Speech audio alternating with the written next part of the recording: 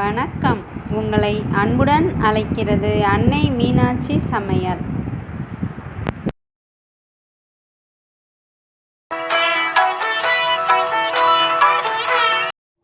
இன்னைக்கு அன்னை மீனாட்சி சமையலில் மணத்தக்காளி கீரை, அதாவது மிளகு தக்காளி கீரைன்னு சொல்லுவாங்க. இந்த கீரையில் ஒரு சூப் எப்படி செய்கிறதுன்னு பார்ப்போம். இந்த மிளகு தக்காளி கீரைங்கிறது இந்த எப்படி இருக்கும் அந்த கீரையில். இந்த கீரையை சாப்பிட்டா உடம்புக்கு ரொம்ப நல்லது. வயிற்று புண்ணு ஆற்றும், வாய்ப்புண்ணு, வயிற்றில் இருக்கிற புண்ணு இதெல்லாம் சரி பண்ணுறதுக்குரிய சத்து இதில் நிறைஞ்சு இருக்குது. இப்போ நான் இன்றைக்கி இதில் 2 கட்டு வாங்கியிருக்கேன். இந்த 2 கட்டையும் எப்படி ஆஞ்சு சூப் செய்கிறது அப்படிங்கிறத பார்ப்போம். வாங்க வீடியோக்குள்ளே போகலாம்.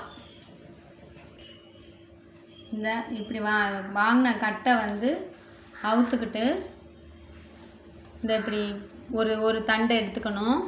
இந்த தண்டில் நிறையா இப்படி ஓட்டை உள்ள கீரையெல்லாம் இருக்கும். அதெல்லாம் நம்ம பார்த்து எடுத்து கீழே போட்டுறணும். ஓட்டை இல்லாத கீரையாக எடுத்து தான் சமைக்கணும்.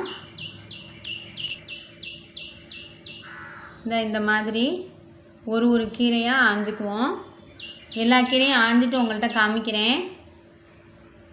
எல்லா கீரையும் ஆஞ்சு கழுவி சுத்தம் பண்ணி எடுத்து வச்சிட்டேன். இப்போது அடுப்பை பற்ற வச்சு சட்டி வச்சாச்சு. இப்போ நம்ம மண் சட்டியில் தான் சூப்பு செய்ய போகிறோம்.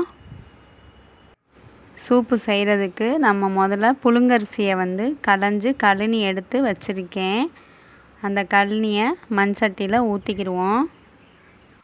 இந்த கீரை சூப்பு உடம்புக்கு ரொம்ப நல்லது. வாய்ப்புண்ணு, வயிற்று புண்ணெல்லாம் சரி பண்ணக்கூடிய சத்து நிறைந்த கீரை. சின்ன சின்ன காய்களாக இருக்கும்.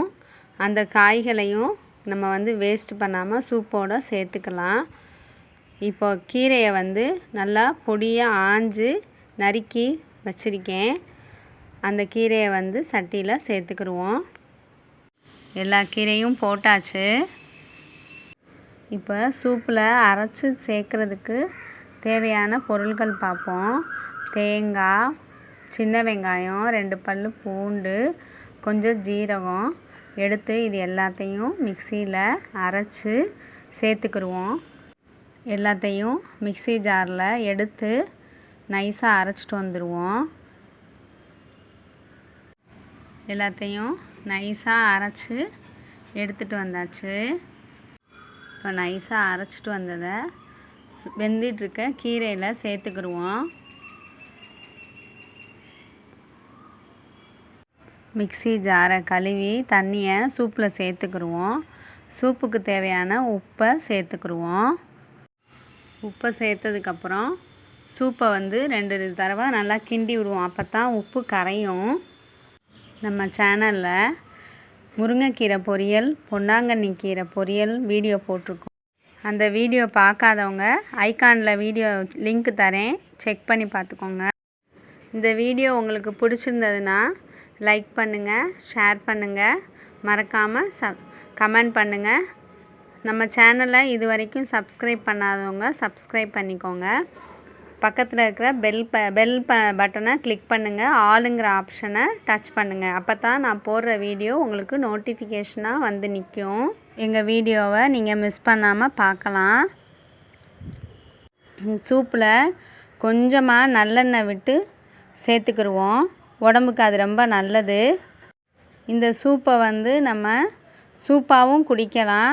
சாதத்தில் போட்டு இந்த சூப்பை ஊற்றி 2 கரண்டி நல்லெண்ணெய் ஊற்றியும் சாப்பிட்டோம்னா நல்லது. அவ்வளோதான், மணத்தக்காளி சூப்பு தயாராகிடுச்சு. இதே மாதிரி உங்களை வேறு வீடியோவில் சந்திக்கிறேன். நன்றி, வணக்கம்.